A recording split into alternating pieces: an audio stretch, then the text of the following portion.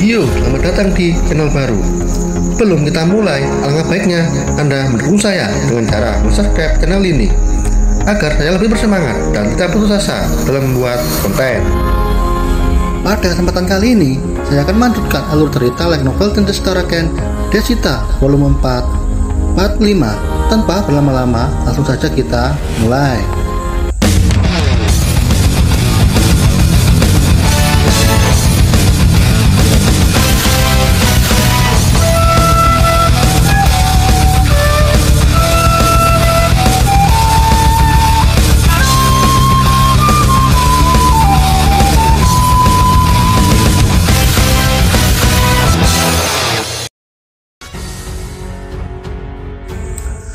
Setelah semua bandit dikalahkan, Ran pergi menuju markas para bandit untuk menyelamatkan para tawanan. Untuk berjaga-jaga, Ran meminta Urushi tetap di sini untuk menjaga para warga sampai perbaikan gerobak selesai. Dengan bimbingan bos bandit, Ran pun telah sampai di markas para bandit, sebuah gua di bawah kaki gunung. Namun anehnya, Ran tidak melihat pintu masuk. Shisho, mungkinkah pintunya disembunyikan dengan sihir? Bagi Shisho, pintunya akan sulit ditemukan jika tidak memiliki skill pendeteksi. Ran masuk dengan hati-hati. Sekilas, gua nampak seperti gua biasa dari luar, namun di dalam sangat luar biasa, dipenuhi banyak benteng. Tak lama kemudian, Ran melihat sisa para bandit. Mereka berjumlah 20 orang. Para bandit yang menyadari keberadaan Ran, mereka semua menyerang Ran tanpa bertanya. Semua musuh terdiri dari petarung jarak dekat. Menyerang dengan pedang mereka cukup hebat. Bahkan ada yang bisa menggunakan skill SWAT art. Sedangkan petarung pendukung mereka menyerang dari jarak jauh dengan menggunakan panah. Bahkan ada pengguna sihir, tapi mereka tidak terlihat seperti para bandit, melainkan tentara bayaran. Tanpa basa-basi, Ran menggunakan black magic beruntun. Dengan itu semuanya seketika tewas. Bos bandit yang Ran tangkap di karavan, ternyata dia hanyalah kapten pasukan kecil. Bos bandit yang sebenarnya berada di dalam ruang dalam. Namun sayangnya dia tewas dalam serangan Ran. Sebuah anak panah bawahnya yang menembus perut bos bandit. Bos bandit yang menunjukkan markasnya kepada Ran. Bos bandit memberikan kata terakhirnya, "Kukira kau akan melepasku." Pada saat itulah kepala bos bandit terlepas dari lehernya. Tak lama kemudian Ran menemukan 7 orang terkunci di ruang bawah tanah. 3 di antaranya mereka terlihat seperti seorang prajurit. Identifikasi Shisho mengatakan mereka semua para petualang dan petani. Ran pun meledakkan pintu besi yang mengurung mereka. Semua orang berterima kasih, namun di antara mereka ada yang tidak menyangka bahwa bocillah yang akan menyelamatkan kami. Mereka semua menceritakan kejadian saat mereka ditangkap. Setelah itu seseorang bertanya, "Nona muda, teman para bandit masih banyak di luar sana. Apakah kau bertemu dengan mereka?" Ran memberitahu, "Iya, mereka semua sudah tewas." Semua orang terkejut. "Semua katamu?" Salah satu petualang meyakinkan, "Itu benar, aku sama sekali tidak merasakan aura mereka." Sebagian para petualang ada yang kecewa. "Sialan, nona muda, aku tahu kau cukup kuat, tapi kau sangat berlebihan. Semua bandit yang ada di sini, mereka semua cukup kuat. Bahkan jumlah mereka lebih dari 50 orang, dan kau membantai mereka semua dengan cukup mudah." Mengingat jumlah bandit yang Ran telah bunuh, Ran sangat yakin bahwa masih ada pecahan sel yang lebih besar. Petani bertanya, "Nona muda, apa yang akan kau lakukan setelah ini?" Ran menjawab, "Aku akan kembali ke kuil perdagangan.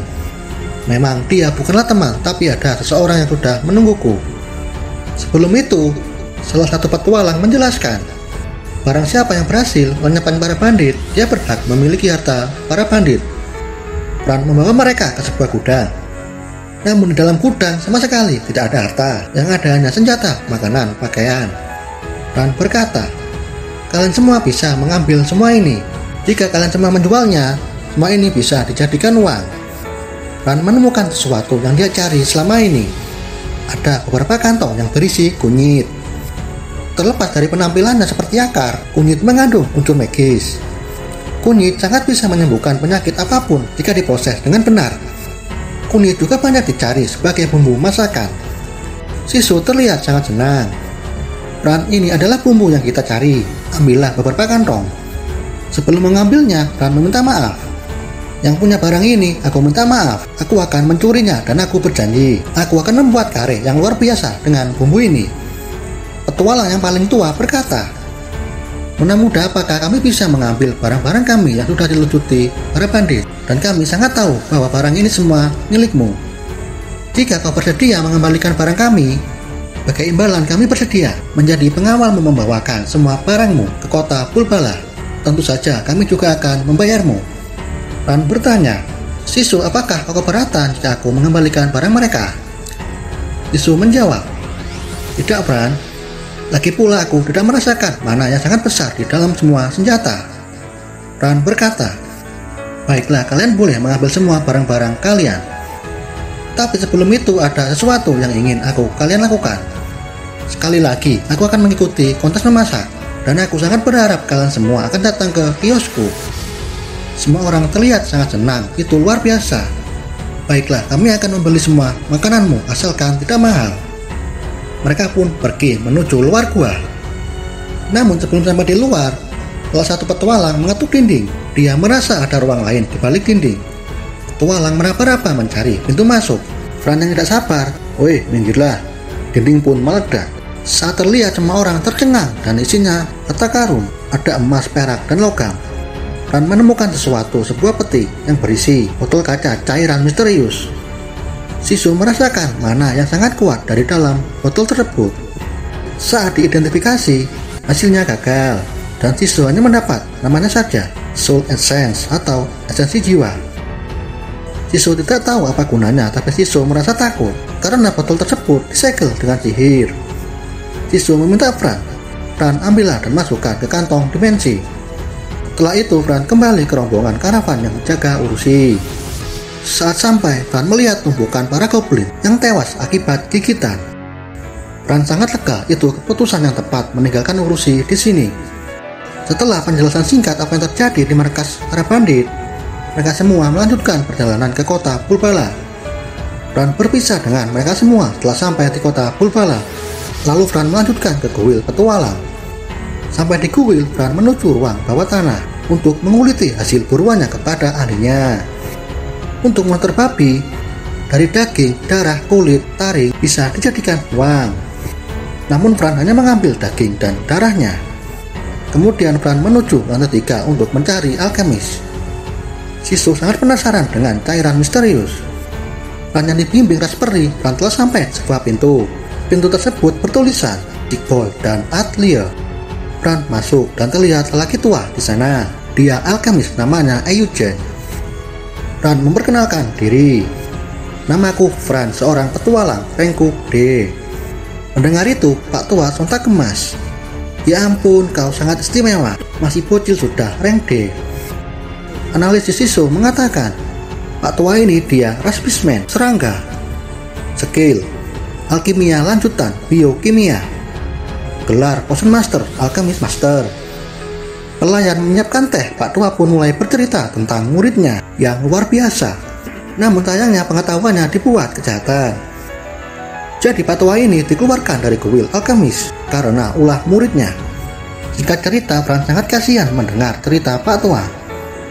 Pak Tua menatap tajam ke arah Pran dan bertanya, "Apa yang kau ingin bicarakan denganku?" Pran menjawab, "Aku ingin kau memeriksa cairan ini." Setelah melihat cairan, Pak Tua terkejut. "Kau menemukan substansi yang menarik." Pran bertanya, "Apakah ramuan ini ajaib?" Pak Tua menjawab, "Bisa dibilang begitu. Pada dasarnya Soul Essence untuk digunakan pembuatan kristal buatan yang digunakan untuk familiar buatan, dan itu harganya sangat mahal." Pran bertanya, "Jika ini dijual kira-kira berapa harganya?"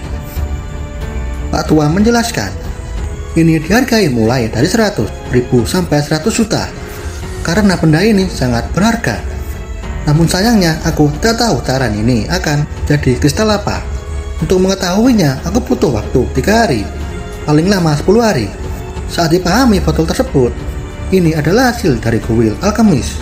Tapi aku juga tidak tahu apa tujuannya membuat ramuan ini, dan itu hanya kuil alkemis yang tahu." Pran tidak punya pilihan. Ran pun menyerahkan ramuan itu kepada Pak Tua untuk diteliti. Ran berjabat tangan lalu meninggalkan ruangan. Di sisi lain diperlihatkan Pak Tua yang sedang memuja iblis. Dia Pak Tua namanya Linford, seorang alkemis. Tak lama kemudian datanglah alkemis Jelise. Jelise melapor tentang kabar buruk. Jelise mendapat kabar dari familiarnya bahwa petualang telah menghancurkan markas. Operasi bahan yang dibutuhkan, Cure Numeric dan Source of Demon Spirit telah hilang. Sontak Pak Tualin kaget. Nani? Jelise melanjutkan.